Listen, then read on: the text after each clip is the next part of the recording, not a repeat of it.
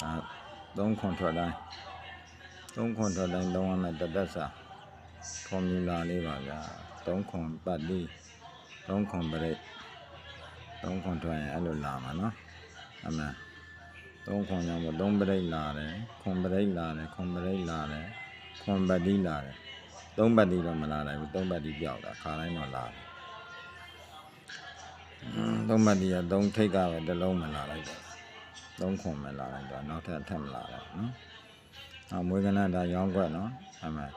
ရောင်းကွက်တွေရောဖရီးကွက်တွေရောဒီတစ်ပတ်လည်းအဲ့လိုလိုချင်ဖုံးခက်ဖုံးဆက်ဒီဖုံးနံပါတ်ကိုဆက်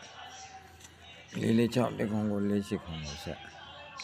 1000နဲ့ပဲရောက်မှာ1000အဲဒီမှာနောက်3ခွန်ထွက်သွားလို့နောက်ထပ်ထုတ်တဲ့ဟာ9ခွန်နဲ့4ခွန်4ခွန်ထွက်သွားတယ်ဖရီးကွက်တွေရောထွက်သွားတာနော်သဘောပေါက်လားသဘောပေါက်လားဆိုတာဒီမှာ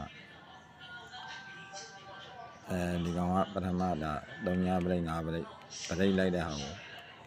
လက်ဆောင်မွေးကွက်လေးတွေပေးတာအကုန်ထွက်တယ်နော်လက်ဆောင်မွေးကွက်တွေလည်းထွက်တယ်ပရိတ်တွေလည်းထွက်တယ်နော်နောက်တော့အခွေလေးချီသေးတယ်အခွေပေးထားတယ်နှစ်ခွန်လေးကိုအခွေပေးထားတယ်မေးနှစ်ခွန်လေးကိုအခွေပဲရောက်တယ်နှစ်ခွန်လေးကိုအခွေလည်းပေးထားတယ်နော်ပြန်ကြည့်လိုက်အောင်ပေးထားတာခွေဖရီးခွေတွေ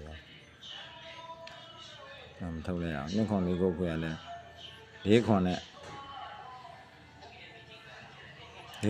4ခွန်နဲ့2ခွန်နှစ်ခွေထွက်တယ်နော်နှစ်ခွက်ထွက်တယ်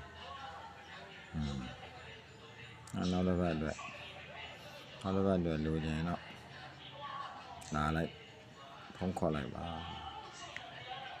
နှစ်ခွက်ထဲ3ရက်မွေးနှစ်ခွက်ထဲ3ရက်မွေးပိတ်ရမရှိဒီကြပေါက်ထွက်တယ်နော်1000နဲ့1000နဲ့နေတာပါပဲဒါ